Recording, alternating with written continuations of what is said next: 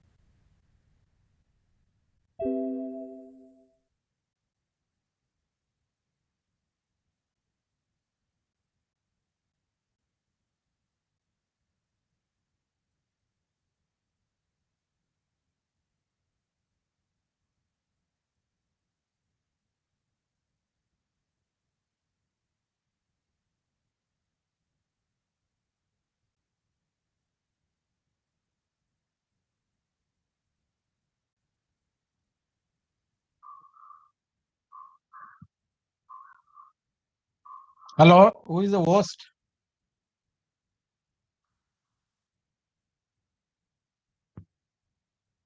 Hello,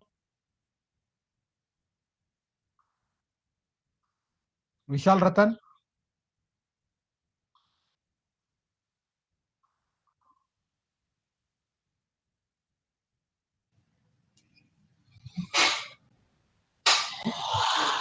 Who is the host? Hello, Good afternoon, sir.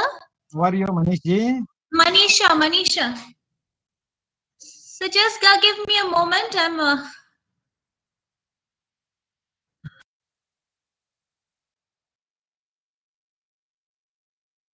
It is muting, unmuting. You have to give me permission. Host. Hello.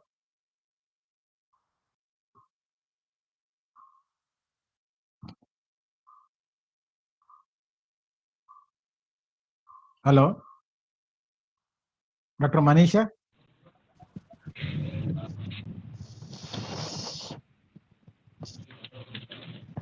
Shri Prakash sir, good afternoon. Rakesh, Hello, Dr. Rakesh. How are you? sir, fine. I'm going on. Your Patna is cold. I can see a cap on your head. Yes, sir. Patna is cold. Namaste. Namaskara. Namaskara. Namaskara to all. Yes, sir. Fine. Yes, sir. So ನಿಮ್ಗೆಲ್ಲ ಗೊತ್ತಿದೆ ಆದ್ರೂ Yes, sir. ಸಂತೋಷ ಬಂದಿದೆ. And BOS Yes, sir. yes, so 5th Yes, sir. February Fifth. Yes, sir. Yeah. Sir, I think you are joining online. ಒಂದ್ 5 ನಿಮಿಷ ಕೊಟ್ರೆ ನಾನು ಪೂರ್ತಿ minor, major, honour, Yes, sir. General No, ಆಗಿ you can take your time, sir. Yes, sir. No problem.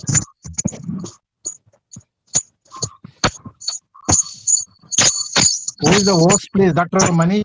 Manisha Prakash.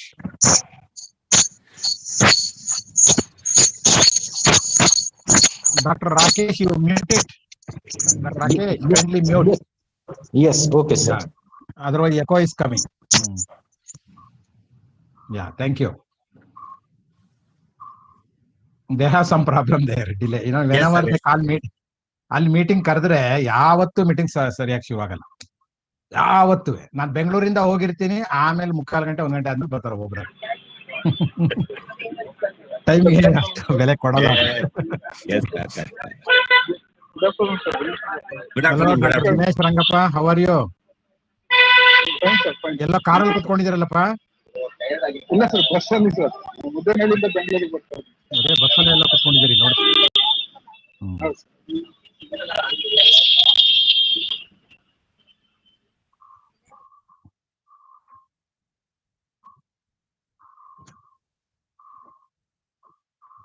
ಅವ್ರಿಗೆ ಹೇಳ್ಬಿಟ್ಟಿದ್ದೀನಿ, ನಂಗೆ 4 ಗಂಟೆಗೆ ಇನ್ನೊಂದು ಮೀಟಿಂಗ್ ಇದೆ, ನಮ್ 3:55 ನೀವು ಯಾವ ಲೇಟ್ ಮಾಡಿದ್ರು.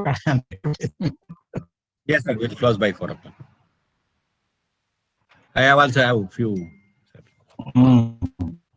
meetings lined up, sir. ಅಲ್ಲ, ತುಂಬಾ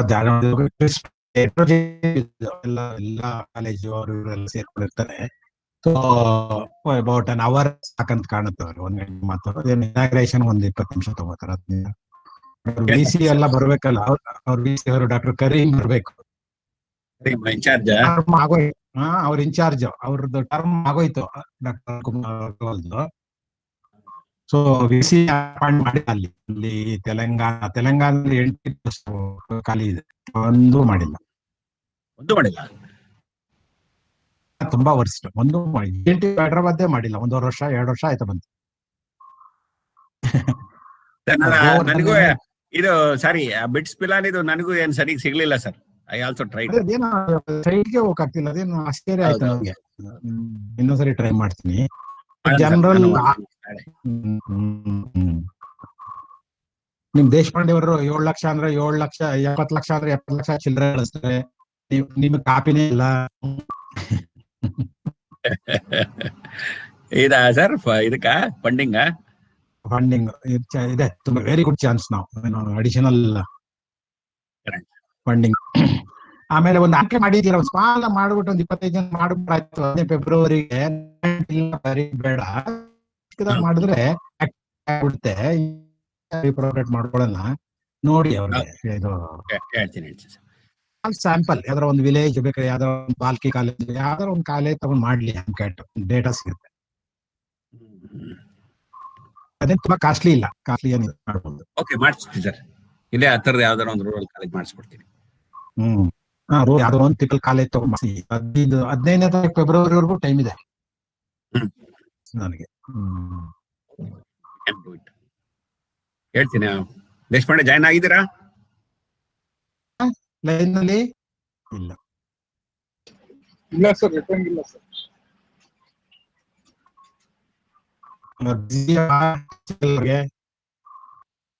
ರಂಗಪ್ಪ ನಿನ್ ಫ್ರೆಂಡ್ಗೆ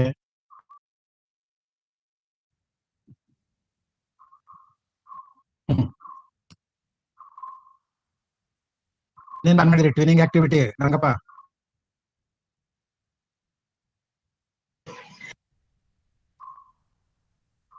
ಸರ್ ನಡೀತಾ ಇದೆ ಸರ್. ಅದೇ ಸ್ಲೋ ರೆಸ್ಪಾನ್ಸ್ ಸರ್, ನಡೀತಾ ಇದೆ. ಇನ್ನೂ 5 ಜನ ಸ್ಪೀಕರ್ಸ್ ಕೊಟ್ಟಿದ್ದೀನಿ ಸರ್. ಎಲ್ಲ ಬಿಜು ಪಟ್ನಾಯಕ್ನವ್ರು ಏನು ಮಾಡ್ತಾ ಇಲ್ಲ, ಮಾಡ್ಬೇಕು. ಅವರು ಹೇಳಿ ಬಿಜು ಪಟ್ನಾಯಕ್ನವ್ರು. ಅವರು ಮಾಡ್ತಾ ಇಲ್ಲ ಸರ್, ತುಂಬಾ ಫಾಲೋಅಪ್ ಮಾಡ್ತಾ ಇದ್ದೀನಿ. ಬಟ್ ನಾವು ತುಂಬಾ ಮಾಡ್ತಾ ಇಲ್ಲಪ್ಪ. ನಾವು ಮಾಡ್ಬೇಕಲ್ವಾ? ನಾವು ಮಾಡ್ಬೇಕು. ನಾನು ಮಾಡ್ತಾ ಇದ್ದೀನಿ ಸರ್. ಬಟ್ ನಮ್ದು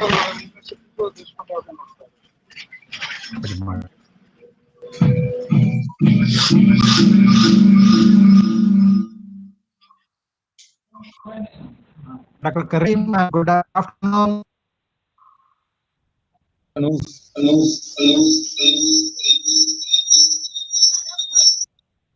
There are more than one.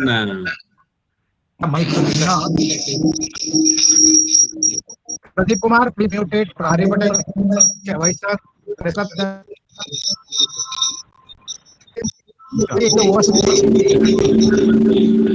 Now multiple mics are on. Except, please ask them to mute.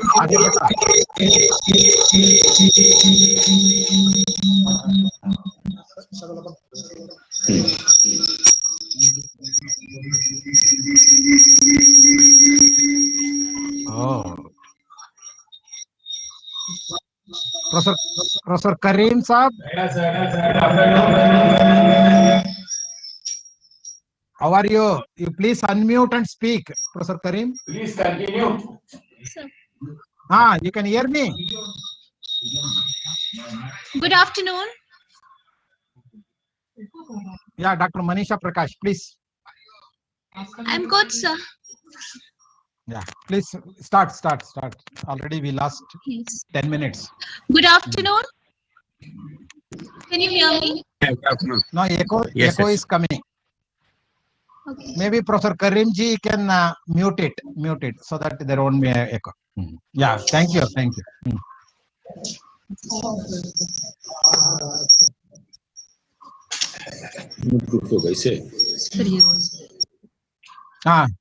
Yeah, please. Good afternoon and a very warm welcome to all of you.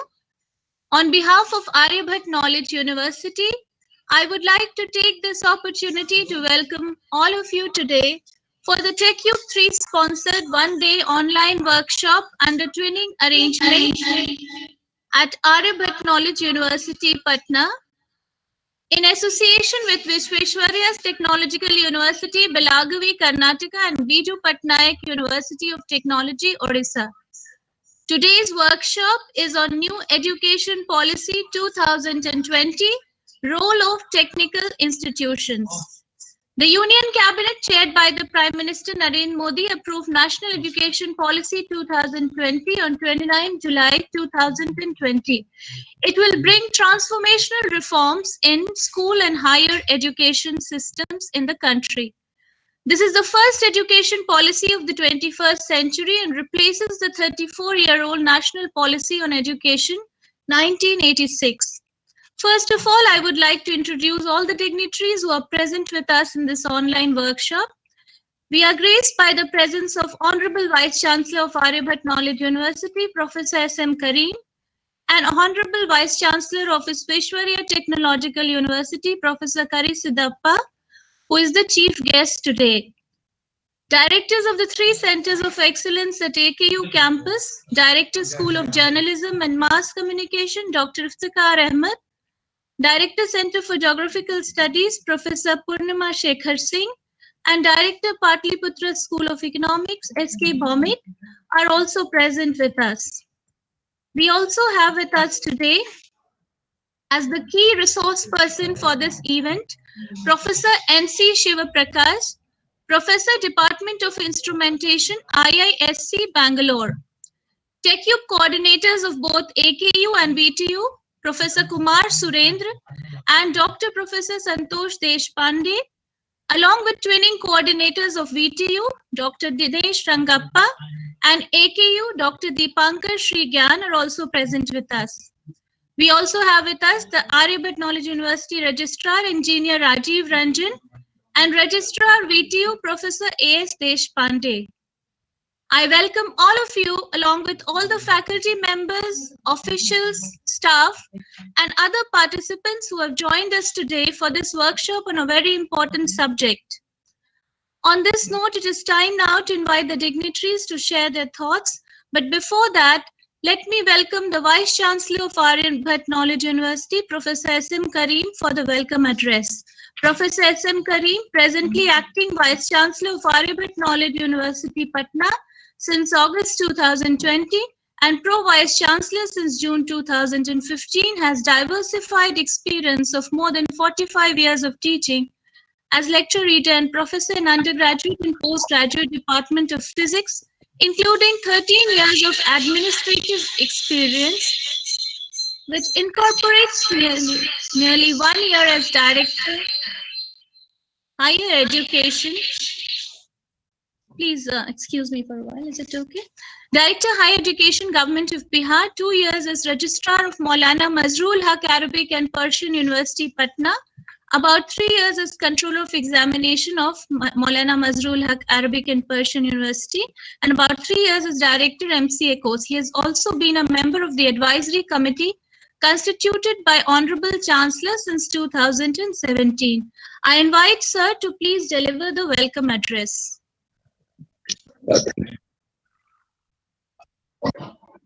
Thank you.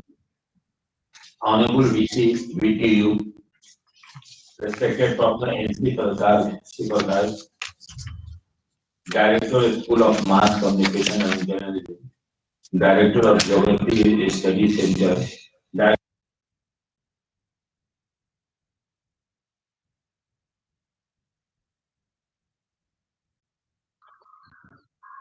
No, we can't hear. Dr. Manisha ji.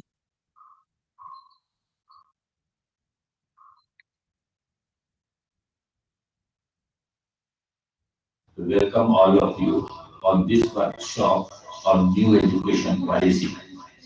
As Manisha already told that we are introducing a new education policy after 34 years. In 1986, the present education policy which we are following is of 1986.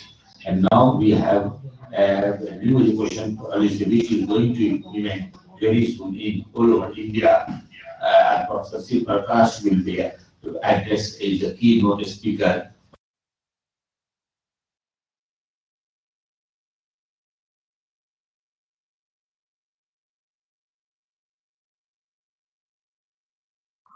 Professor Karim, you are muted.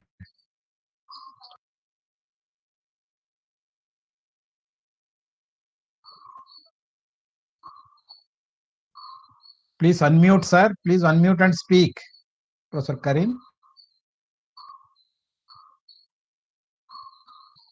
Dr. Manisha.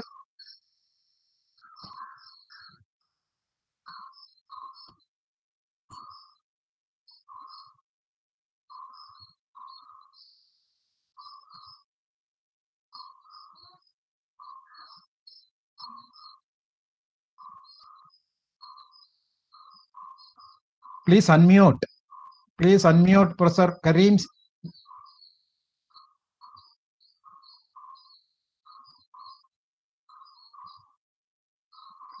Dr. Manisha Prakash.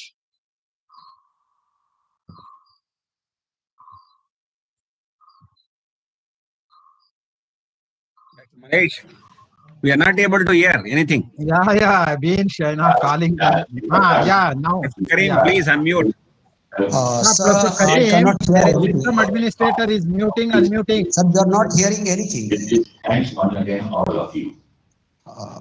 I think there is some problem in communication system. No. Their host is muting and muting. Please make all our guests host. Otherwise, it gets muted. Yes, sir. There is some Before I problem. invite the chief guest, Honorable Dr. Vice Manisha, Chancellor of before you do VTU, anything, Professor Dr. Karisha Manisha. to please share his thoughts with us, I would like to give his brief introduction.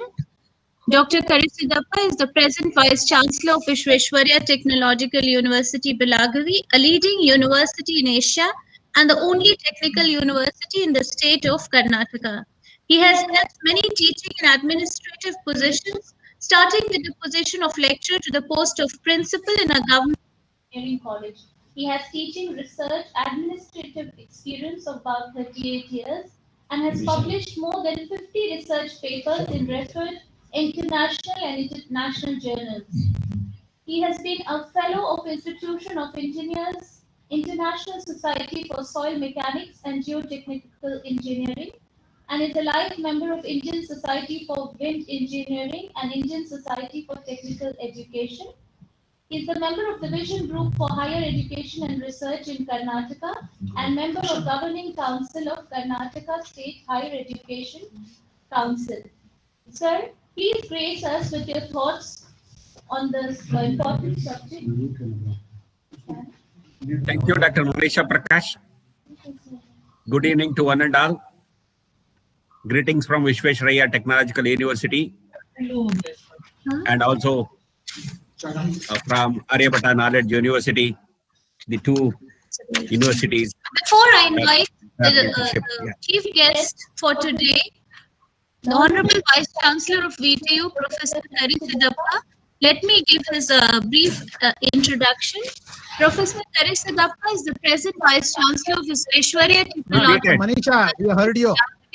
a leading university in Asia and the only technical university in the state of Karnataka. He has held many teaching and administrative positions, starting with the position of lecturer to the post of principal in a government engineering college. He has teaching, research, administration experience of about 38 years, published more than 50 research papers in referred international and national journals.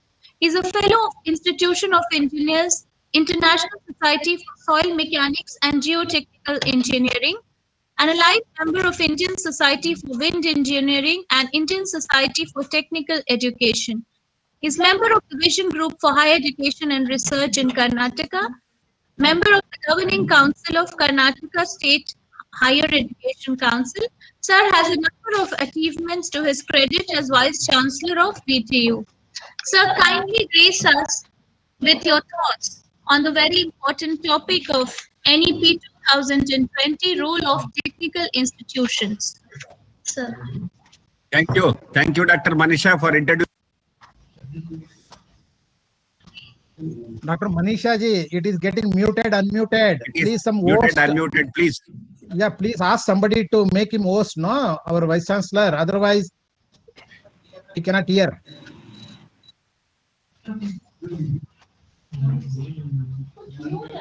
Shall I speak? Sir, please speak. Yeah. Thank you, Manisha, madam. Thank you. Good evening to one and all. Greetings from Vishwesvaraya Technological University. I am happy to be part of this program. Honorable Vice Chancellor of Aryabhatta Knowledge University, Professor Karim ji, keynote speaker and advisor and mentor of various activities of various universities and IITs and IISc, Professor N.C. Shivprakash, my beloved colleagues, registrar from both the universities and TechCube coordinators from both the universities, the director of various Center of Excellences and departments from Aryabhatta Knowledge Universities, and my own colleagues, my dear participants, the twinning coordinators, ladies and gentlemen. Under TechCube 3, actually 1.3 sponsored program, this workshop being arranged by AKU and VTU as a twinning program, and to discuss about the role of technical education or institutions in implementing NEP 2020. Friends, as you all know, the National Education Policy 2020 is very transformative in nature, and it is going to open the big doors of knowledge to all of us, in not only in terms of implementation, but also in terms of the goals set by the policy. The National Education Policy will definitely go a long way in the education system of our country. It is trying to reform itself, the existing education system, starting from school education to higher education.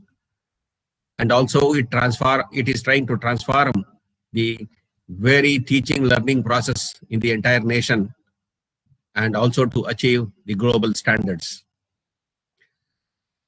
The new National Education Policy is thinking of or talking about bridging the gaps which were there, minimizing the challenges which we had, and also remove all the the setbacks or the barriers we had in our earlier education system. And this policy will revolve around and try to bring in the changes so that we will give a holistic education and also education in multidisciplinary. Being higher education institutions or universities, we need to reform ourselves to make the changes, because slowly this affiliation system will go away, and we all should move towards to become one of the type institutions or universities like type 1, type 2 or type 3. The universities like ours, which are quite good in research and teaching, should become type 1 universities to cater to the needs of the present generation. The whole education system will revolve around the 4 important points or the cornerstones. One is the curriculum design. The second one is the teaching learning process, that is implementation or delivery of the curriculum. Curriculum. And third is about the assessment. Very careful, transparent assessment we carry out. And it has to account for all the activities we carry out in transforming the knowledge to our students' community. And the fourth one is very important, the student support system. The curriculum we teach must be relevant, and the pedagogies, we have to reinvent ourselves. The present generation aspirations are more, and they are going to have a lot of impact on their teaching learning process. So therefore, we need to encourage their passion in learning through ICT and also in blended mode. About the assessment, so we are more concentrated on summative assessment. So we need to reform. Any activity or event happens should be accounted for their measurements and also for their knowledge acquire level. So therefore, a assessment which is very transparent and which measures the learning should be, of higher standard, and that is where the role of teachers becomes very, very important. The supportive, yes, we have been giving good support in terms of laboratory facilities, computing facilities, internet facilities, sports facilities, etc., etc. But we need to look into some of the newer challenges, like recently the pandemic, which we all experienced. We have faced a lot of problems, especially the psychological issues, the mental health, their fitness, their capabilities in terms of health, and understanding each other, trying to learn through work in the form of a team, etc., will be a next level of challenges. So therefore, we need to mentor them. We need to have counseling centers in each of the education institution or university, and also we must train them and teach them about the universal human values and also life skills, which are very, very important. This can happen only through supporting system.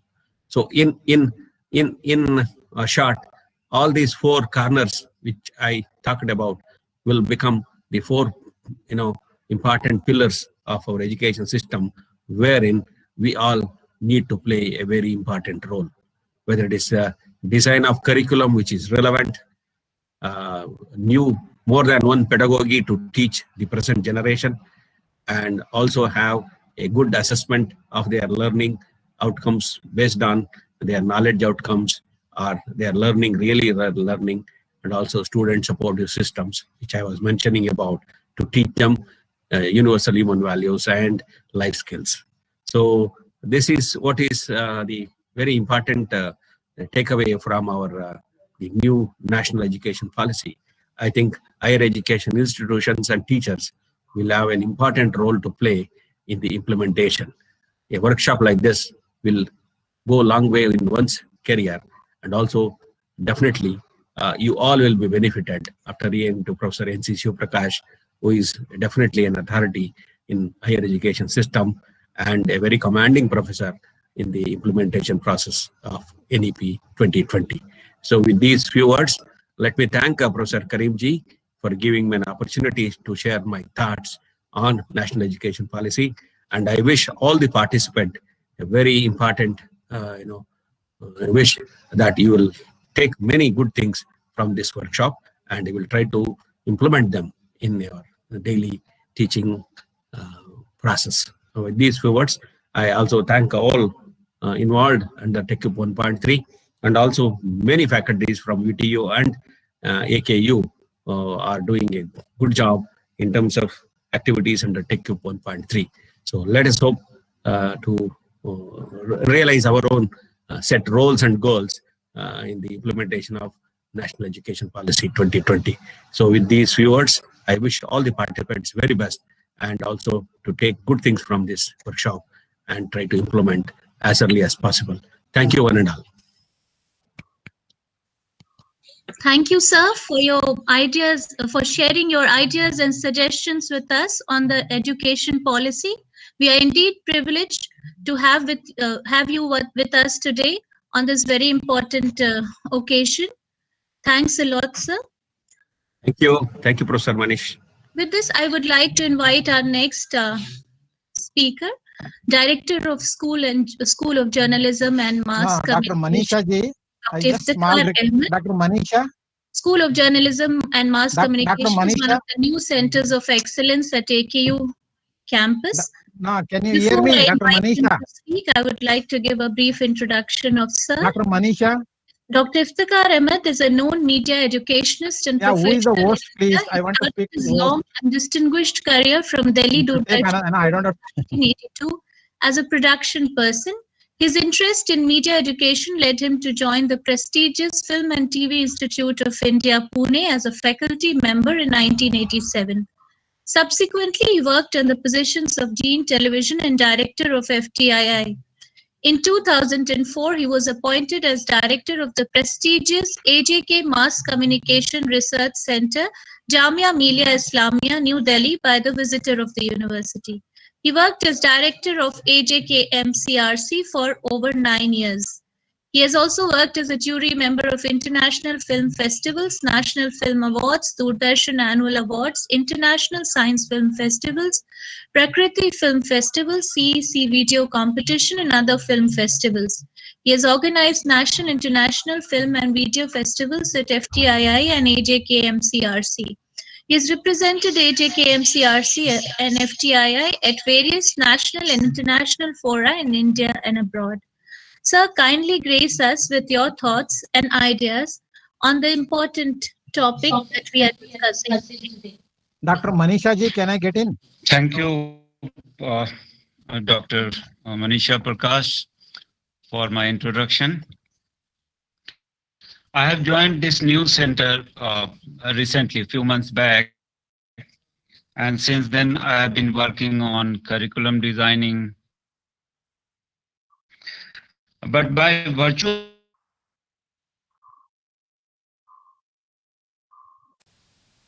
of this country,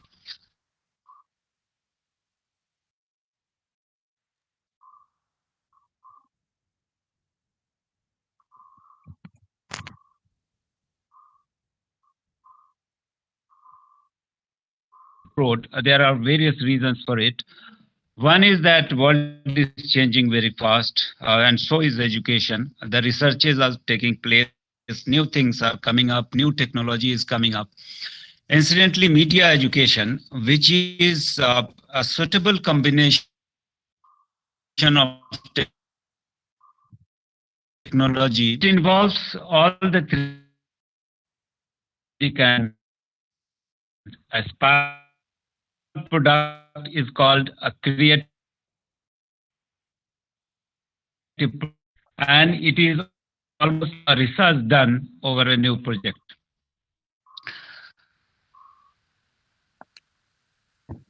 Now, the two are with subject like media or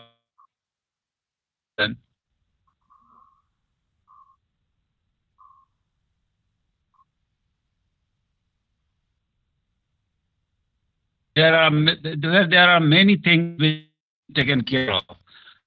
So, in situation, should it be a multidisciplinary subject? We are teaching many of the universities that we teach advertising.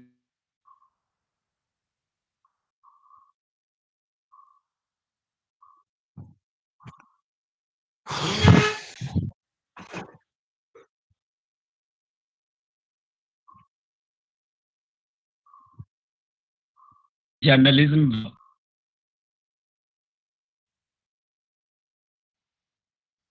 We asked our students of Mass Communication Center how they are performing in your organization. Trade Master of None. This question that came in my mind while listening to the talk of the honorable talkers.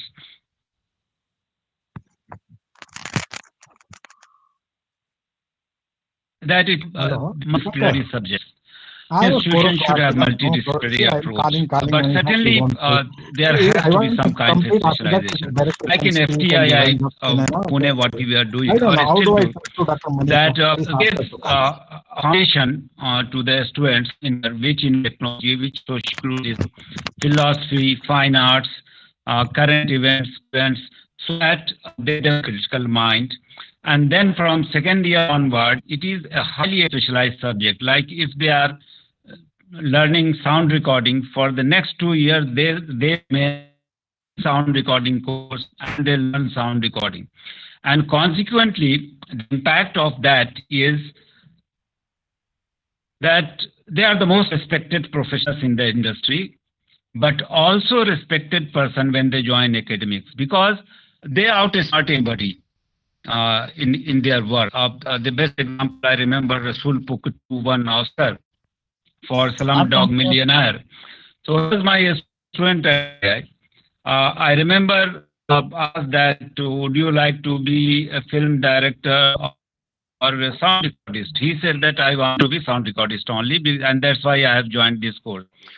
So there are various subjects in which a specialization is required. And there might be some subject where probably such kind of. I talked to ETV chief Manvi in Hyderabad once, because he is also a film institute pass out student. Huh?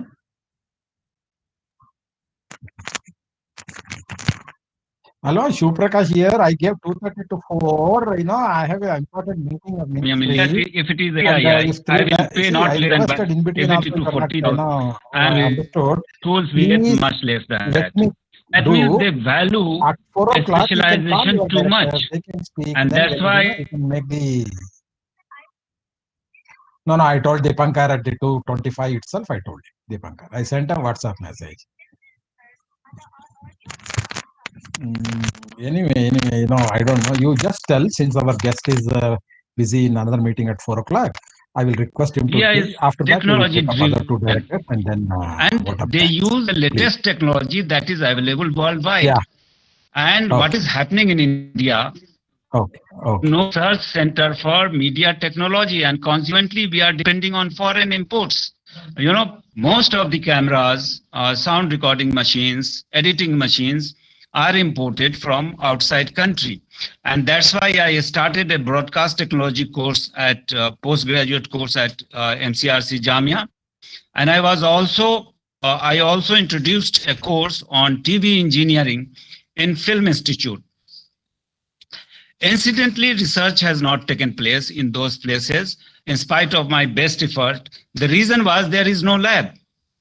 And I used to send my students for such work to MIT, to Harvard, through Fulbright scholarship. But there is limitation to Fulbright scholarship. They used to say that if I give you all the scholarship, what will happen to rest of the country? I can't give you all the scholarship. So maximum 1 or 2 students were selected under that scholarship, and they used to go to MIT. But one day I thought that why not to start a media lab at MCRC itself?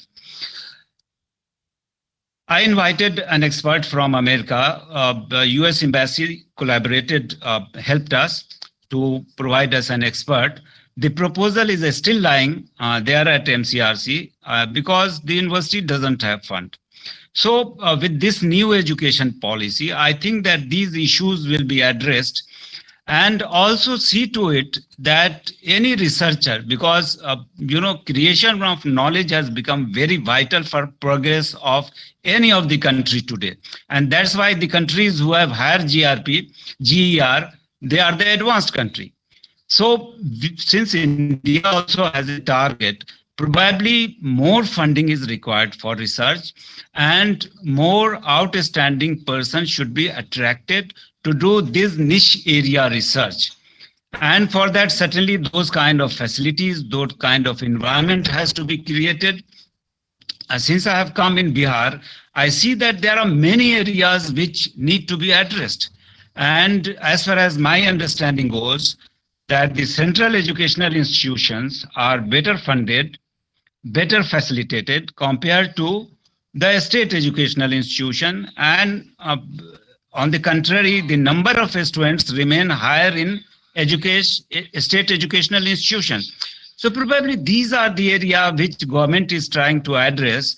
And I am hopeful that in the coming days, these issues, and there is another thing like FTII, Film Institute Pune, the kind of equipment they have, my God, anybody will love to study there. You know, I'm in the process of purchase of equipments. When I inquired from my ex-colleague FTII that what kind of equipment you are purchasing this year, I found that there is no comparison of budget with FTII that I, as a director of School of Journalism and Mass Communication, have. So I opted for the lower end equipment.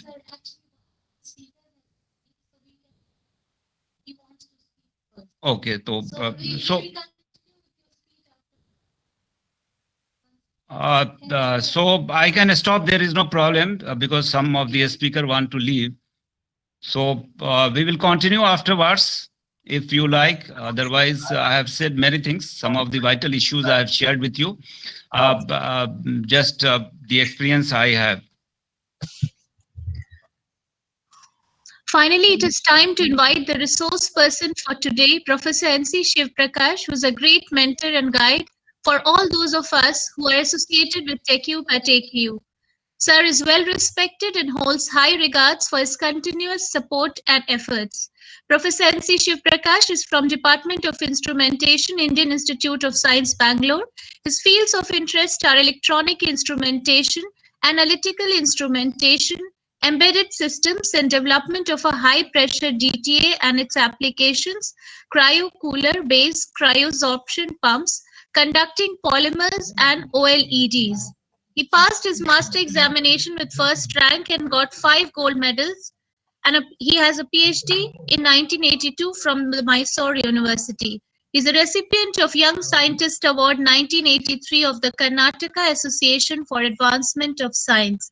Over the last 42 years of research career, he contributed substantially by publishing and presenting over 170 papers in reputed international and national journals and conferences.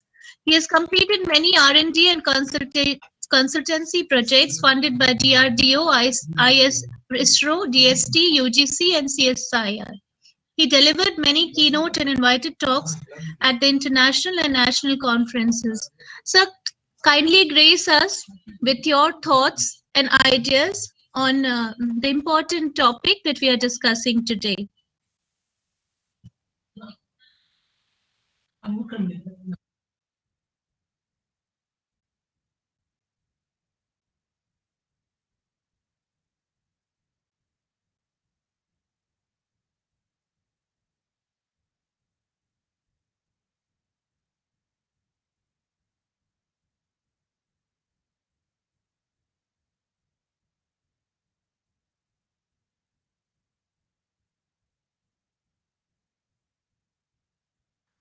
Sir, please unmute your mic.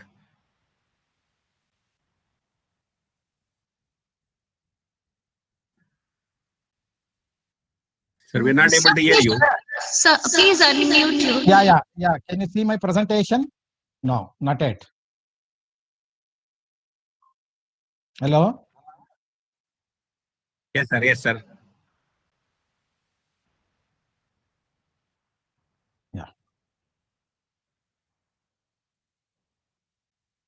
Yeah, one of you just let me know whether my presentation is visible.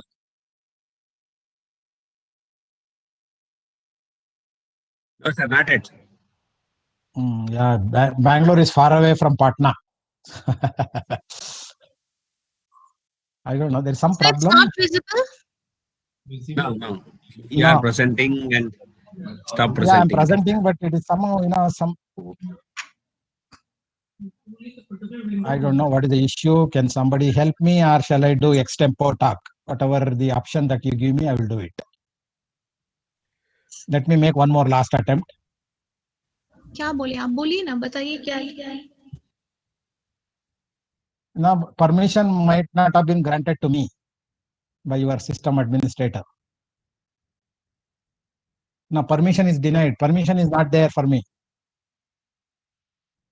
Dr. Manisha ji? We are looking into it. Yeah, I in the meantime, I will keep on talking, otherwise I don't want to waste your time. Okay, good afternoon to everyone. Respected the vice chancellors of, my universities, VTU and AKU. I've been enjoying last 2.5 years with both the vice chancellors and their team in whatever the little that we can do in improving the quality of higher education, in particular technical education. So Dr. Manisha ji, and of course the director of all the centers at AKU, and all my dear participants today. So I picked up the topic national education. Is it audible? My voice is audible to all of you? Yes, sir. You are audible. Okay. You are audible. Thank you. So I thought, today the buzzword is national education policy. So as Dr. Manisha ji said, we are getting this. This is the third one in the series after our independence. So it was a long awaited 34 years to get into this. So I think, as Professor Karisiddhappa said, I think we should move on. We should move fast. That is more important. So therefore, I always think that COVID is an opportunity. If you look at the word COVID, COVID, I always say to all my at least students, it is creating an opportunity. So please display your PPT. Okay, let me try. That's why I was trying before 2:30 to get it connected. Okay. So which one should I say, entire screen or window?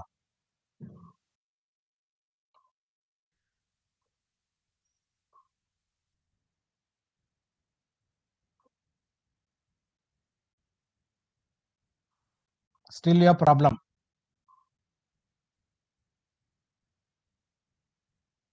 Dr. Manisha ji, still you have problem.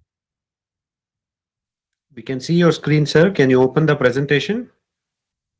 Okay. Now, is it? Yes, we can see it. Thank you. Thank you. So I was saying COVID itself is a wonderful word. I always tell my student, create opportunity, victory in disaster. This is what is happening. In the last 10 months, I think we learned a lot of lessons. So I always, remember our before crisis and after crisis. I really want to call from now, March 2020 onwards, before Corona and after Corona. I think now our things have changed. So the first thing that all of us should know is we are in education 4.0 today. So just I take half a minute of yours just to brief you what it was about 30-40 years ago. We were in education 1.0. All that was happening is mere lecturing and memorization, teacher-centric. So later, the internet enabled our learning in a big way during education 2.0. Open source, a lot of things were available. But everybody thought that this will not lead to anything. So knowledge, ultimately the education should give knowledge. So therefore, knowledge producing education is what was envisaged in education 3.0. But today, we quickly realized knowledge alone will not take us anywhere. We need knowledge, we need skill, and we need attitude. So therefore, the education 4.0, what we are now practicing, it talks about this. And in the similar way, the industry also has grown. If you go back to 18th century, all that it was happening is we used to produce very, very small machines which are powered either by water or steam, very primitive one. Later in industry 2.0, we started producing mass production. We started seeing even railway engine on the track. But in industry 3.0, thanks to the electronics and IT, autonomous production started. And today we are in industry 4.0. Everything we talk about is cyber physical system. Everything can be get connected. IoT, IoT in medicine, IoT in healthcare, IoT. I mean, people were funnily say, what is IoT? What is not IoT? Everything is Internet of Things. So therefore, why I showed these two slides is to make that there should be a compatibility between the industry, because engineering program, especially it definitely needs skill. And our great Sir C.V. Raman, long ago, he said about the quality of education. I quote him: "Students of today are being taught by teachers of yesterday, with curriculum which is of day before yesterday. So, which is just not possible. So, it is like preparing everything, put it in a fridge, another device called oven, eat it up, and that will not work in education. So, we have to keep abreast with the curriculum." Another great international figure, Einstein, always says, I quote, "I never try to teach my students anything. I only try to create an environment where they can learn." So all that new education policy requires, we have to create an ambient, create an environment where the student learn, be it a primary education, secondary education, higher education. So therefore, this, if it has to happen, definitely all of you know that we need teachers. Of course, funnily, the Williams Watt says there are 5 different types of teachers, which I will not completely agree.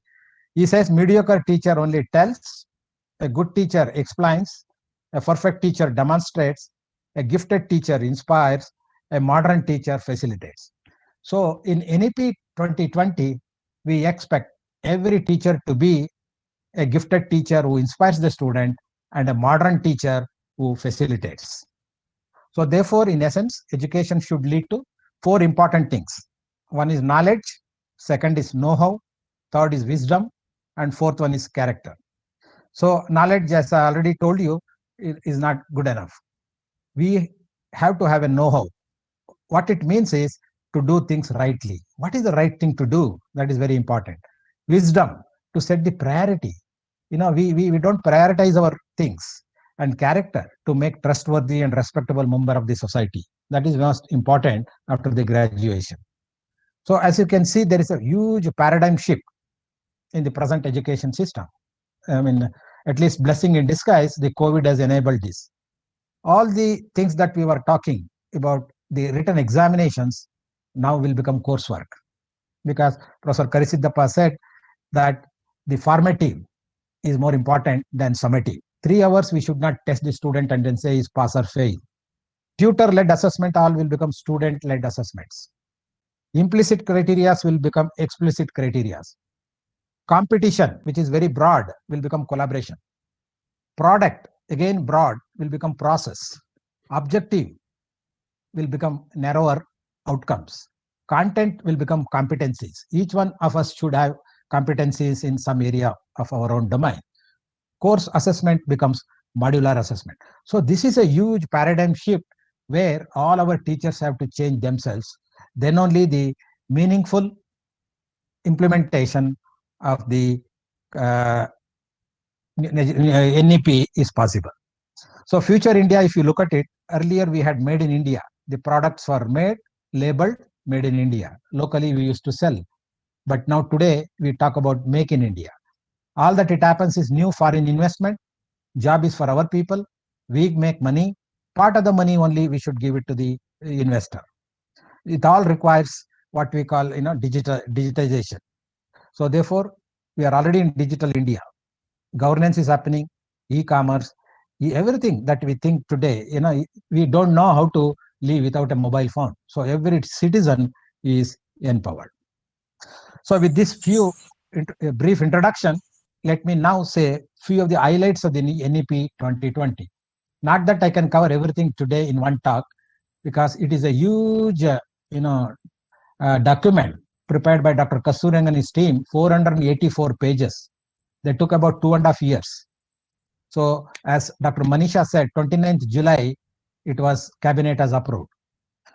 As all of you know, India is a big, population-wise, second to China. 35 crore students are studying from LKG to PhD. About 1.1 crore teachers are teaching. So the ratio is roughly 1:35, which definitely is not good enough in the higher education. There are thousands of universities in the country, 10,000 standalone institutions, and about 130 centrally funded institutions like IAC, IITs, NITs, triple ITs and so on. So the one of the important thing that is all of us know, in 1970, they introduced 10+2 system. After 10, earlier there used to be 1 year of pre-university, so they introduced first time a 10+2 system. So we are all familiar with 10+2. So what is done in the new education policy is they have done this into 4 parts: 5 years, 3 years, 3 years, 4 years. So, and the exam, they want more formative. From first standard to 8th standard, they like to have only examination at the end of third standard, 5th standard, and 8th standard. So up to mother tongue, everybody, if possible, they should learn through mother tongue and regional language. And another important highlight is 4-year UG program. They will be in future called 3-4. Those who want to exit at 3, there will be a degree. There will be a multiple exit and multiple entry, which I will speak about in a minute.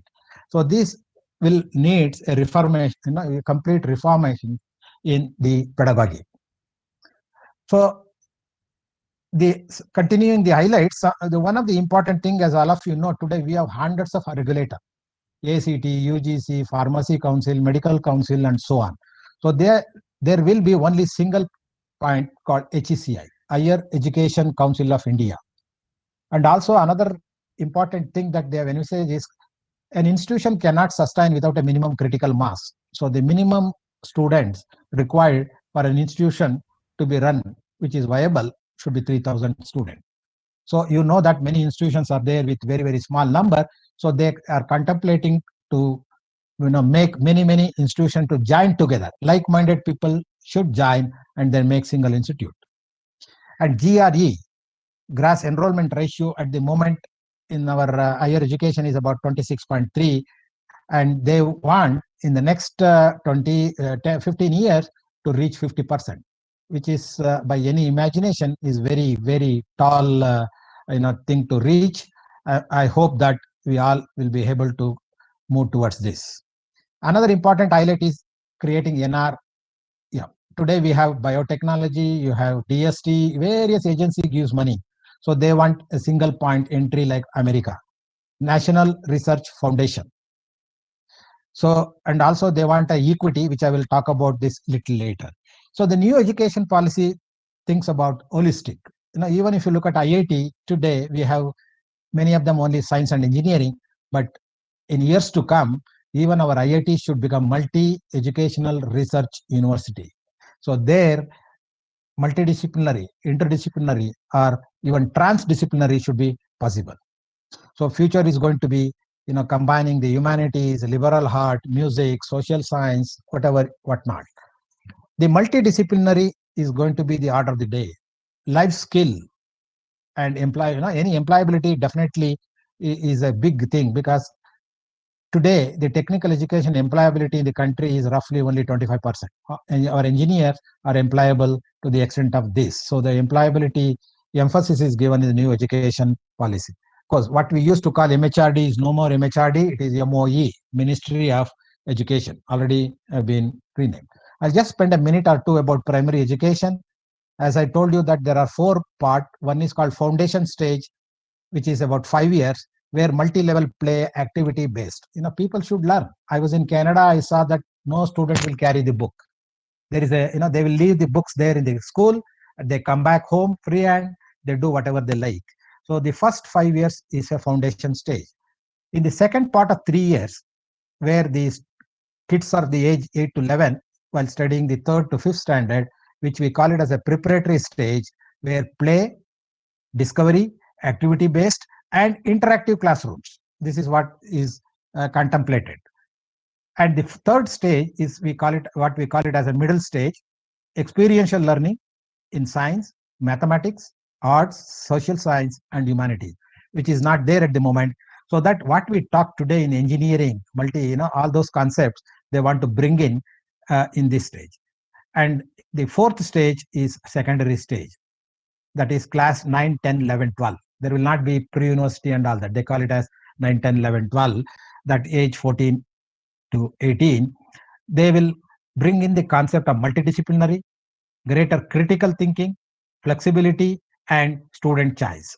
So this is what, therefore, down the line in the next 10 years, complete NEP will be in place. But nevertheless, we should not wait for first standard student to come to BTech. So we have a parallel mechanism, to achieve these things. So coming back to the second part of my talk, where some of the salient feature or objective of the national education policy, I would like to mention about 6-7. One is, first primary objective is self-reliant. You know that in Hindi we call Atma Nirbhar.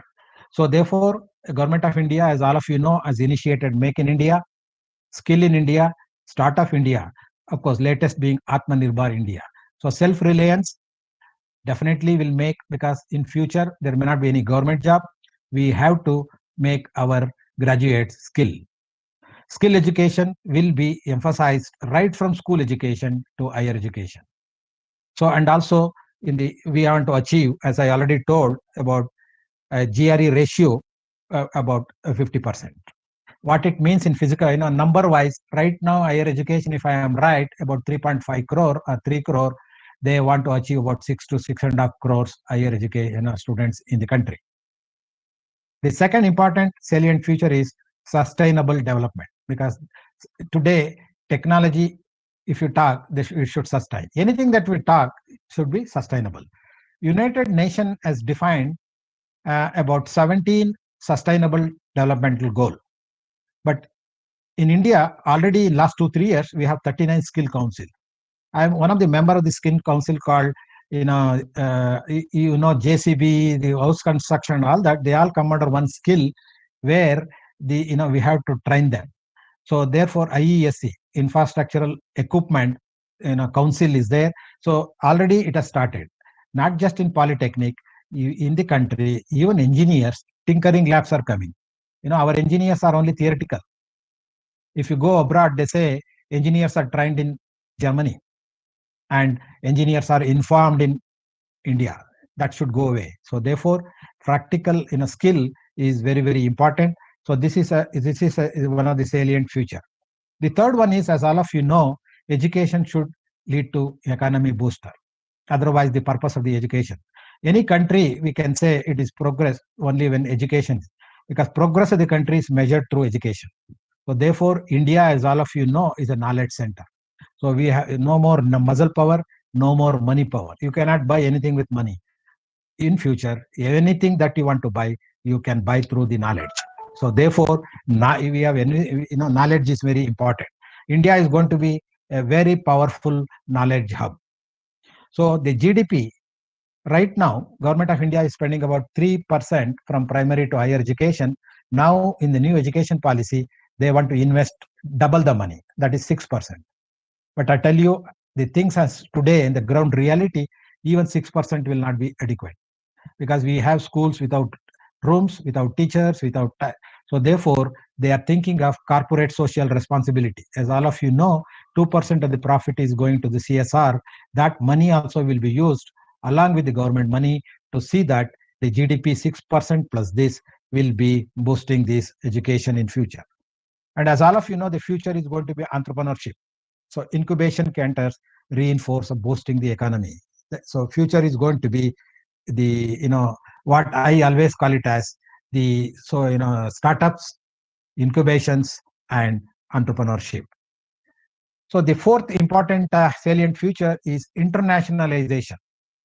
Don't be under the impression people will come and then they teach the Oxford syllabus and then USA syllabus. No, I think the way they are thinking is the India, we should have competition. So they want to bring about 100 to 150 universities, and they will also start the university year, and then healthy competition they want to start.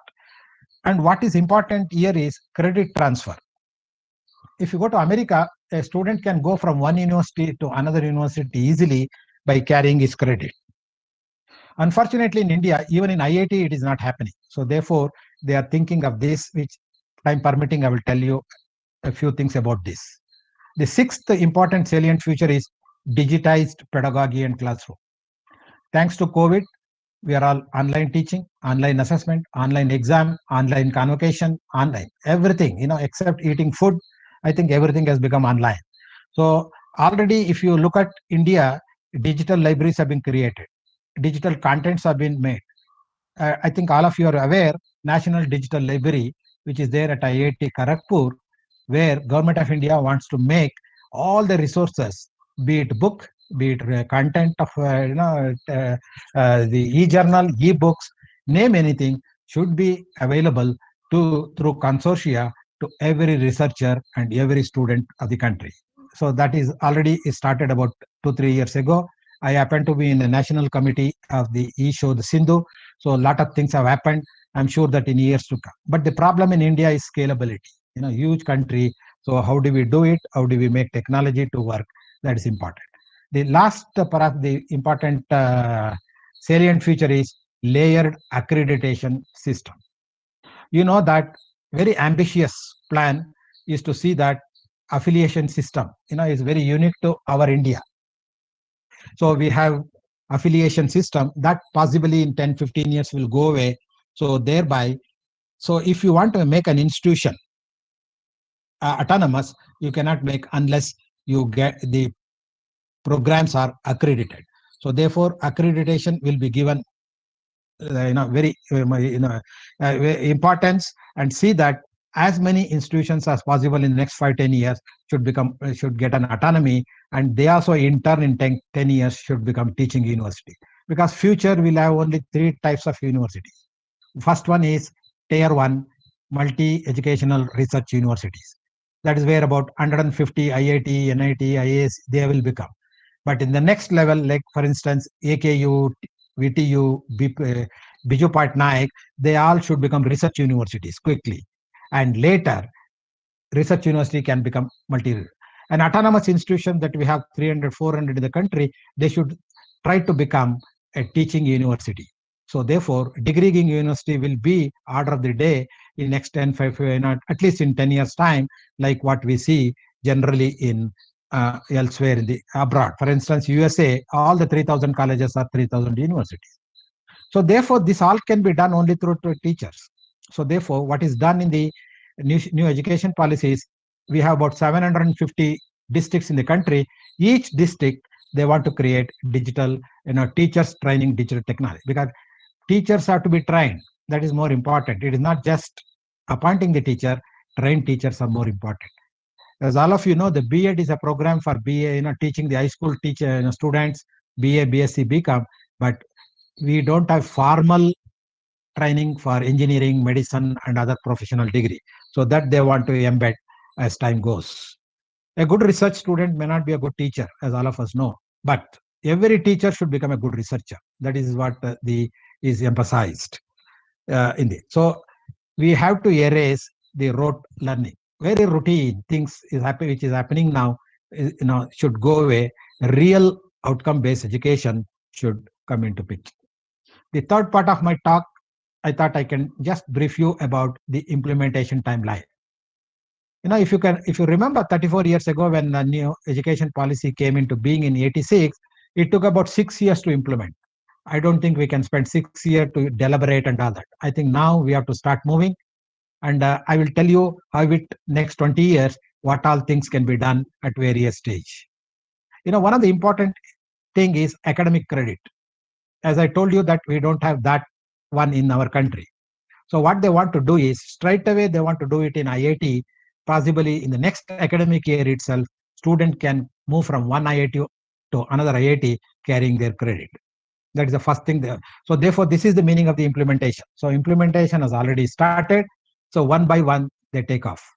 Multiple exit and multiple entry. 4 years degree program will be introduced.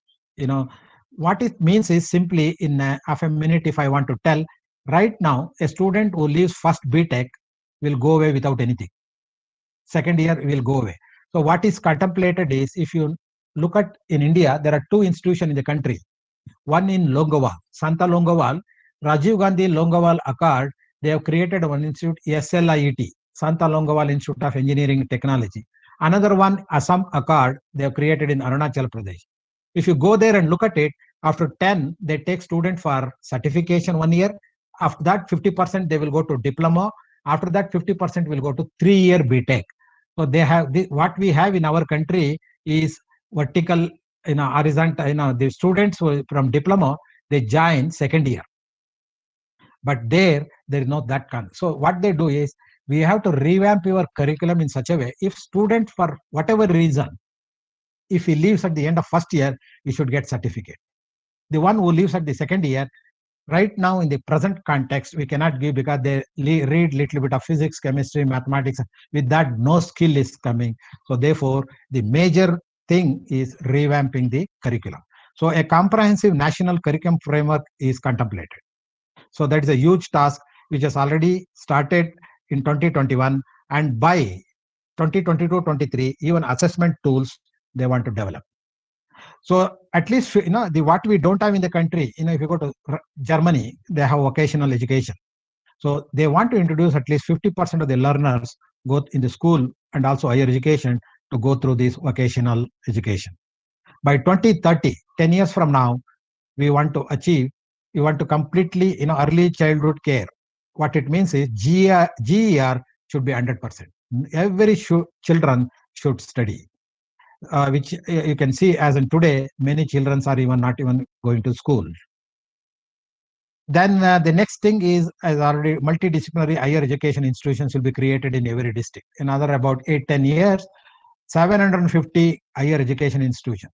I told you we have about 130 centrally funded institutions. So therefore, now VTU has a potential to become multi-educational research university, because we need such 750 in the country.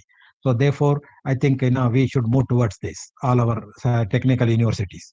2030, perhaps complete multidisciplinary concept will come. By 35, 15 years from now, we will be able, we want to achieve about 50% of GER. That is the. So as I already told, higher education, when you go, quickly I want to say what they are contemplating is an integrated program. So they will have 5-year program. Right now, what we have in our system is 4-year BTech and 2 years MTech. 6 years they spend. But in IITs already we have seen that 5 years integrated ME.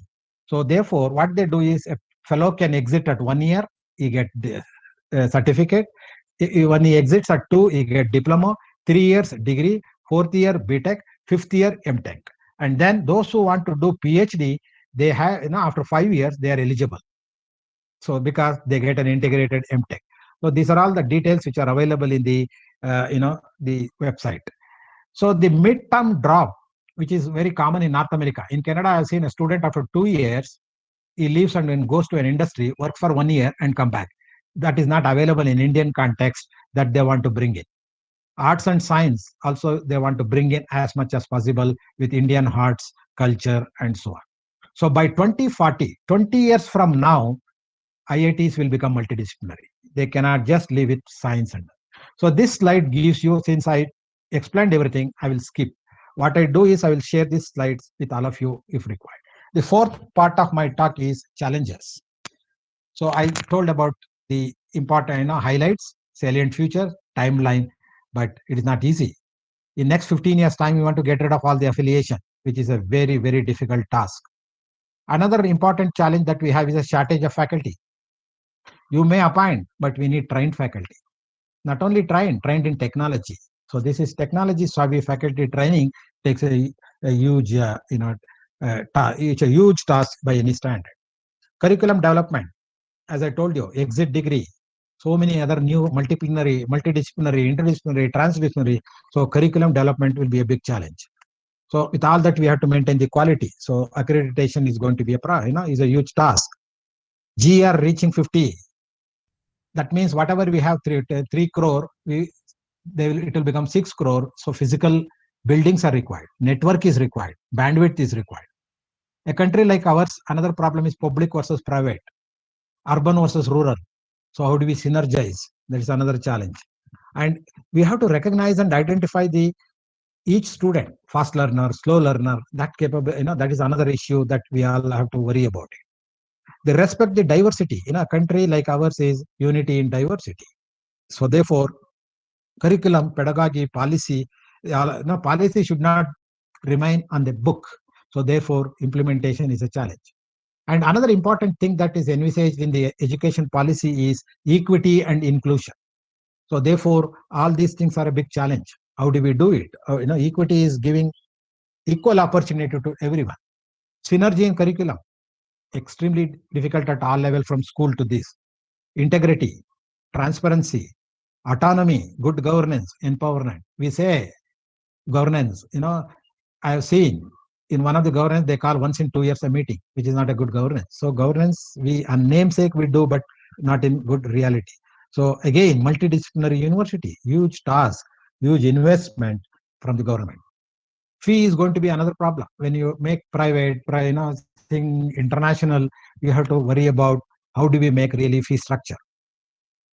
Academic bank credit, like money that you have, you go and get in ATM. A big challenge is to make a credit transfer from one place to another. And therefore, they are thinking of a national mission mentoring, a superannuated faculty who are interested, who can contribute, they will make a national and they will be given 1 or 2 institutes so that new education policy can be implemented in the technical education or in per se in any higher education or even in primary education. So therefore, National Education Technology Forum will be created, NTE, Swayam platform. In addition to that, they will have Atal and so on. And of course, NRF, as I told you, they want to create. What they are thinking is now they want to have something like about 20,000 crores of money want to be distributed among the 3 different universities. Maybe the tier 1 may get about 8 crore, tier 2 may get about 6 crore or 5 crores.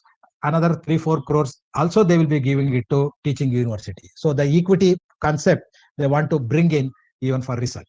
So to do all this, we need, as I told you, HECI, Higher Education Council of India. So therefore, national education policy, has got 4 vertical. This HECI cannot do alone. So therefore, they have made into 4 pillars. First pillar is National Education Regulatory, NHERC. Single point regulation. I told you ACT, all the UGC, ACT, all will go away and it will become single point. Of course, and as of today, medical and legal educations are not part of this Higher Education Council. The second important thing, as all of you know, accreditation. Now we have NBA and NAC. What they want to do is they want to create a national body with multiple agencies so that the good governance, good outcomes are measured and started accrediting. Even IIT faculties have come out with a society. They want to also get involved in the accreditation. The third pillar is Higher Education Grant Council. Any education needs money. So funding and finance of higher education should be transparent and will be taken care of by HEGC. The fourth important pillar of the higher education is General Education Council. Learning the outcome is important, graduate attributes. Who is going to do? This will be done under the GEC NHEQF, Higher Education Qualification Framework. So these 4 important pillars will run the whole education in the country, who are right now 35 crores of students are studying. So therefore, what they're thinking in higher education is reduction of the curriculum, because we want critical thinking. We want many other, skill. So therefore, we cannot be bookish. Everything, we should not be teaching in the class. So the first primary aim of this is to reduce the curriculum, especially core essentials should be reduced so that we can spend time for critical thinking and interactive classes, experiential learning. So more emphasis will be given for that. So whatever I said, is all there in the next few blocks. So I will skip for want of time. I will quickly move on to the last part of my talk, that is role of the institution and universities. What is it that we can do? First thing that I always feel, can-do attitude or mindset. Unless we change our mindset, be it a teacher or a student, new education policy cannot be implemented. So readiness of a faculty members for making a shift. I told you there is a huge paradigm shift.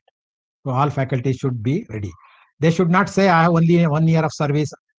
It's not for me. Even if you have 1 year, please do contribute and go. Till last day of your working, everybody should contribute. It is, the example that I like to do is, the civil and mechanical, very familiar phenomena is a flow phenomena. In mechanical, they say there are 3 types of flow: laminar flow, boundary flow, turbulence. If you take all technical education in the country, 3,500 colleges and private university, most of them are in the turbulence, 80-90%. Laminar is easy. If you take IIT, NIT system, they can easily get into new education policy. So they are already in the laminar. The boundary is like our autonomous colleges. They, in another 3, 4, 5 years time, they can move into laminar. So therefore, it is a flow, and these boundary and laminar people should take care of the turbulent colleges and institutions. In management, there is one word called VUCA. VUCA means VUCA, volatile, uncertain, complex, ambiguous. Of course, not only in COVID, even otherwise life is, everything gets volatile, everything is uncertain and complex and ambiguous. But you have to find a solution. The solution can be from the reverse direction. A, accept, adapt, and agility. You have to be fast and collaborate and cooperation. Otherwise, things won't move. And U, unified, uniqueness. Then only the values and you can become victorious. So even VUCA is a problem, but you can find a solution. For everything, God will not give problem without solution. All that we have to do is we have to start thinking differently. Okay. I would have told the story, but I will skip because of the time. And you know what I want, every institution and every university should create an ideation center, because idea should be converted into a project. Project should be converted into a product. Then only the patent will come, or intellectual property. So therefore, I always think university or an institution should create a center called RISE, RISE. R for research, E for innovation, S for startup, E for entrepreneur. Because new education policy, we need to make them entrepreneur. We need to have startups. You need to have ideas. You need to do research. Without research, mere teaching, we cannot survive. So therefore, startup, when you are doing, that is the order of the day, failure is going to be there. ISRO, when they sent a satellite, it fell down. We didn't, lose our heart. Today, about 1.5 years, 2 years ago, we sent 104 satellites in one mission, of which 96 happened to be from USA. That is great. India is all about. So therefore, failure is bound to happen. Please take it. Technologies are there, be it for teaching, for assessment, for tools. Today, we talk about artificial intelligence, personalized learning. Each one, for fast learner, slow learner, virtual labs, artificial, AR, VR, virtual reality. Because today, last 3 months, I have seen even convocations are on virtual world. So therefore, things are changing. We have to have a smart LMS, especially future is going to be a blended mode. So learning management system have to be developed. There are systems, you have to adapt them. So you have to create a combination of the subject basket. I will not spend time, because future, we cannot give simple degrees. Some students who are good, may have to give honors. Some people who have missed something, they want to get something major, minor. There's so many ways we can help them. So combination of the subject basket is very important.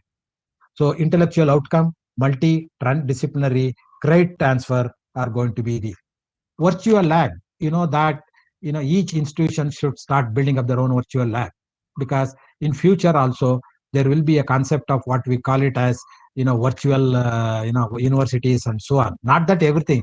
I will tell you again, I will repeat, teachers cannot be replaced. Technology cannot replace the teacher. Teacher have to become technology savvy. IIT Madras is doing a wonderful job. They have started a BSc data science. They have selected about 2,600. Those who miss IIT, BTech, they can get a degree of BSc data science. So this is all our universities should start thinking. Universities have to generate money. Internal revenue generation, if you want to do, we have to create all this. So there are, you must be seeing in TechCube too, we had GIAN, that is Global Initiatives, Spark, Scheme for Promotion of Research, where foreign collaborations are possible. So therefore, this also, ministry is going to implement this. All of us have to write the project, get this, get connected, get network with everybody, and every university and institution should create center of excellence, which otherwise is very difficult to survive. So startup, if you look at the startup itself, it has got a very, very beautiful concept.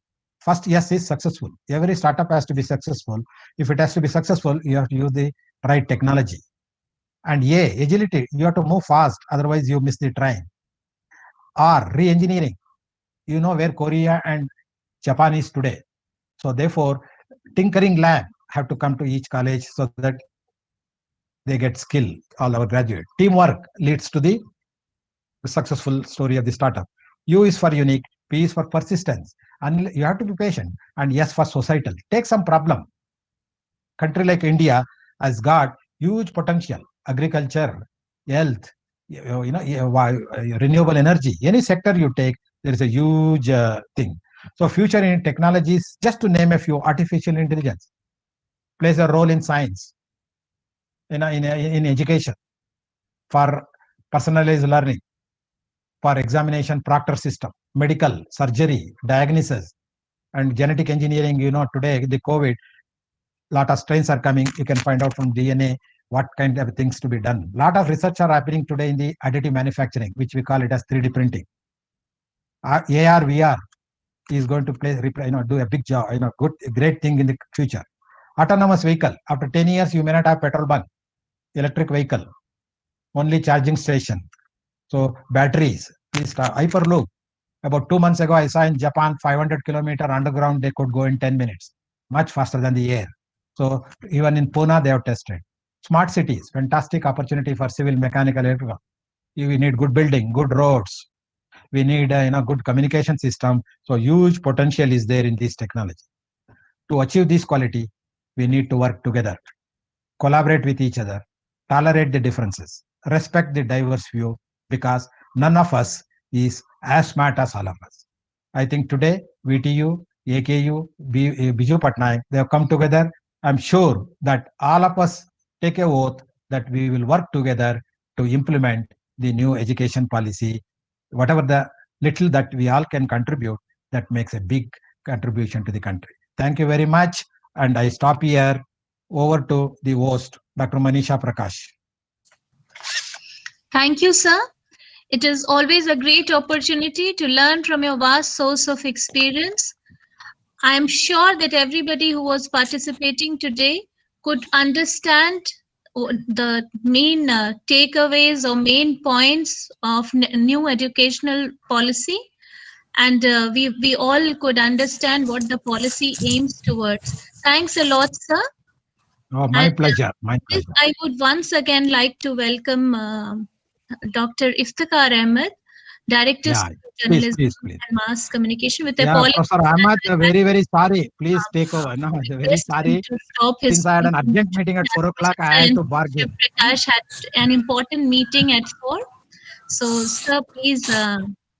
And thank you once again, Professor N.C. Shiv Prakash. Thank you. Thank you, Professor Karishidap. Ji. Thank you, Professor Karim Ji. Thank you, everyone. No, I can't name each one. Thank you all. I will also be leaving the meeting. Professor Karishidap here. I have another meeting now. Okay. Thank you. And I would request our registrar to just thank on behalf of our attorney also here. So before sir leaves the meeting, I would request him to thank you all for taking your valuable time and staying with us for such a long period of time. Professor Engineer Rajiv Ranjan, Registrar, Aryabhat Knowledge University, will deliver a formal vote of thanks to Vice Chancellor and Professor N.C. Shiv Prakash, who would be leaving the meeting right now. Yeah, but this is only the temporary vote of thanks. After that, I don't want to disappoint Professor Ahmed. Continue your program. And then Rajiv ji, go Rajiv.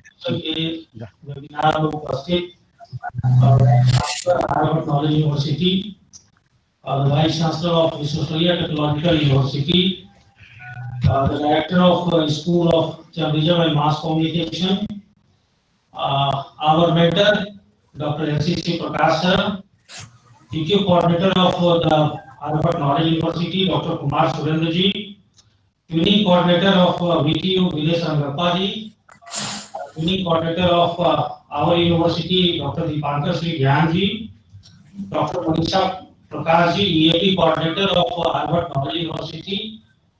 I would like to pay my gratitude, sincere thanks to all the dignitaries who have spared their valuable time and delivered the most valuable suggestions that how we can implement the new education policy in the technical education in the technical institutions of our universities of AQU and VTU. And definitely it would be helpful.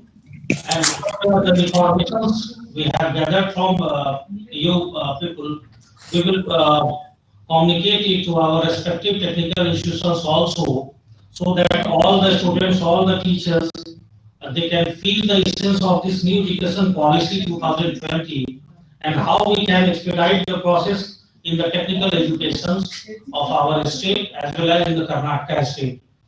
Especially the Karisidappa sir, a very special thanks to you, sir. You always give a special guidance to us whenever we reach there, whenever we invited you, you spared your valuable time for us. And since you Prakash sir, a special thanks to you also. Thank you. Recently to our place and all the dignitaries present. Again, thanks to one and all. Thank you. Thank you, Rajiv. Thank you, Rajiv. Thank you. Thank So, you. with the permission of Thank you. everybody, I take a leave. I just have to get into another meeting. Thank you. Thank you. Namaskara. Thank you. Namaskara. Yes. Okay, sir.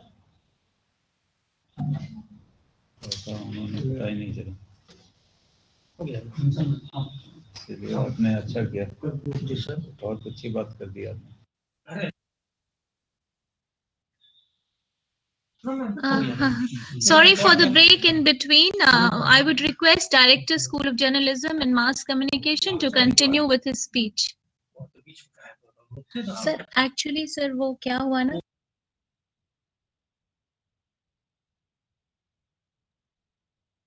So, thank you very much for calling me second time. We were talking about education, especially with reference to media.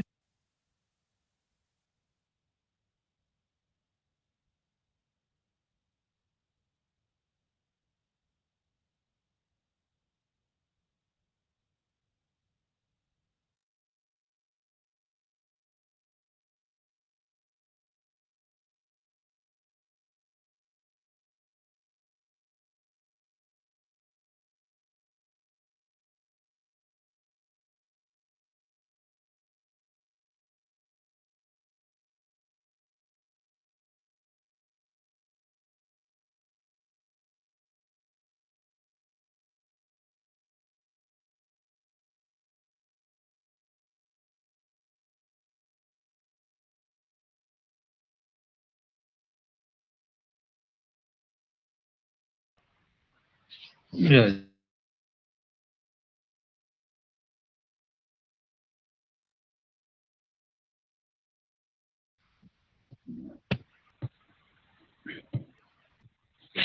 So now I feel it is all right now.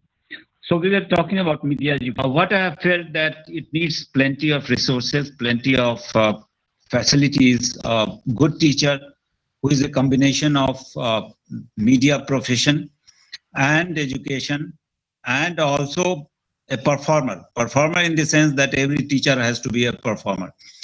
He has not only to inform, he has not only to educate, but he has to restructure the brain of the learners. Restructuring means not necessarily talking of textual things. He is teaching life to the student. He is motivating, he is inspiring, he, she. That means he must understand the whole philosophy of life. And these days, not only that, but teachers are supposed to make video programs where they are supposed to write a script, where they are supposed to come in front of cameras, demonstrates things, where the teacher not only work as a teacher, but as a performer. The moment you are before the camera, you become a performer, where body language, where what are the costume with you, where what are the facial gestures, postures, all these things matters. So a teacher has to be a performer in front of a camera. And a student would like to see their teacher in the best form in the sense up to date, very interesting, talker, and also talking in the simplest way. That means the most complex thing of the world, which is called education, has to be talked in a very simplest way. That means too much a student expects from teacher. And what we do when we appoint a teacher, we see what are his her publications, what are the percentage of marks, whether the person has qualified NET, whether the person has done PhD. We don't look into the other aspect which the teachers are supposed to possess. And what happens ultimately, once the teachers join the educational institution, the student don't know what are the teacher doing research after the classes, but a student knows only by what teacher teaches them. So here all these things become important. And along with that, because education has become high-tech, the teacher is supposed to have all those technical facilities. Like these days, we are trying to make smart classrooms. And I started looking for a smart classroom in Patna. I came to know there is hardly any smart classroom with up-to-date equipment. So one can see that how and what kind of approach we will have in such situation when many of the things which is required for higher education are not available, when many of the qualities that teacher possesses we did not look at the time of appointment, and even after appointment we did not took care of those teachers to further improve them. We did not provide them facility so that they can keep improving. The way other organized services have regular training every year, teachers don't have in universities. They just attend some of the courses which UGC conducts through various departments in the universities, and that's all. Another thing I found that it is not only these kind of exposure, but also exposure at international level. The technology is changing so fast, the researchers are going so far ahead, and the capabilities of the people are going far ahead that we need to exchange those capabilities. In Film and Television Institute Pune, there we got membership of CILECT, Select, Center International Liaison, this school, this television and film. That means International Association of Schools of Film and Television. They take a heavy fees. When I did the same thing in Mass Communication Research Center, Jamia, the finance officer turned down pay such a heavy fees. And what Select does, Select organizes conferences, film festivals, seminar, training program with students, teachers of film, television, mass communication all over the world in different parts of the country. And that provides a good exposure, interaction, sharing of experience, sharing of ideas to the student and teacher and researchers. So probably these kind of forums are also required for having exchanges, dealing with each other.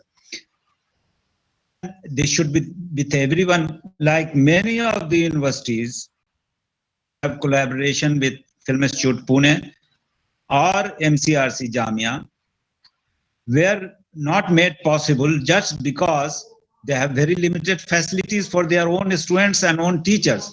If any other university comes that you share your experience or facilities with us, it might not be possible with them. So these are some of the limitations which new education policy, I am sure, will look into that. Another thing is quality of education, how to go about, because quality of education varies from teacher to teacher, institution to institution, state to state. So there is no parallel, like the previous speaker said, that it has to be equity and inclusiveness. How we should go about. Teachers, those who are good teachers, they get appointed in good universities, in big cities, and in fact, outside country also. And they don't want to join those universities which are in remote areas, which are at places where there is no facility. Say, for example, Gaya University. When this Central University of South Bihar shifted to Gaya, many of the teachers left for good fortunes in Delhi, Bombay, Calcutta, Lucknow, other places, because they don't have good school as good as Delhi city has, they don't have good opportunity for their family members for employment as that of the other big cities. So these are some of the limitations which has also to be addressed while addressing the new education policy. Another problem is there are some courses which really need hub of the city. Say, for example, management courses need to be in the hub of the industries. Media courses need to be in the big cities because media is said to be urban centric because it has evolved as a part of industrialization and urbanization. So if their students are not exposed where these kind of things exist, where media can flourish, probably their students won't reach to the level which they are required to. So this is another area of challenge that the academicians, government and others also have to look into as a part of new education policy. The biggest drawback with us is the area of research. Any teacher I know, because of my experience with many institutions and visiting many of the universities of the country and abroad, I have found that in India, firstly, many of the seats are vacant of teachers, and the teachers who are there, they are loaded with too many works. So you expect teacher to be a good teacher, you expect them to be a good researcher, you expect them to be a good coordinator, administrator. So too many works are with him. So naturally, he is a split between the work, the teaching, the student, and other things. So concentration, teaching is such a high grade skill that it needs concentration. Even if you are forming or writing a question for entrance test or for examination, you have to devise that kind of question which really puts pressure on the mind of a student so that he can come out, she can come out with the abilities he has gained in the course. So for that needs time. Any lecture needs time because information and everything related to education is improving so fast that teacher has to make themselves updated all the time. So these are the things which has to be addressed. And also amongst the students, as far as the students are concerned, all the students are not equally placed. That's why during pandemic, the question raised that there is a digital divide between the students. 37% of the students don't have smartphones. And these are the things which came into discussion. So probably these are the areas which are also required to be addressed, that students are after all students, and better the facility, better the learning takes place. Indians are used to progress in adversity also, but that is not the ideal situation. One has to create an environment by which everybody gets equal opportunity, everybody gets equal quality of input, so that they become a quality citizen, a quality researcher, a quality scientist, and progress in the path of their own life and take care of the nation and the whole world as such. So these are some of the issues which over a time I feel that need to be addressed, and funding of course remains the crux of the thing. But even in funding, just by bringing it on paper doesn't suffice. It has to reach to the colleges, departments on time so that it can be properly utilized. If it reaches in the month of February, probably that is the financial year end, not much can be done. So the process need to be simplified, that how in the beginning itself of the financial year, the institution gets the money, required money, and they are able to properly utilize it over a period of time with proper care and thinking.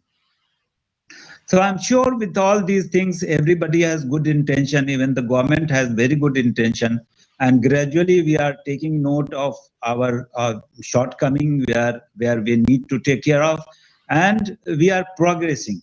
But the question is, we need to progress very fast. we have to overtake the other progressed country. That is the challenge before us. And how to do it? This is really a challenge for all of us, that we should not remain a consumer country. We should remain a technology providing country to the world. And for that, effort at all levels is required. And I wish it is done very soon. Thank you very much. Thanks, sir, for your insightful lecture on new education policy. You've shared with us a lot from your experiences. Thank you all. It's time to put the program to an end. Thank you for your patience and being with us. Thanks a lot.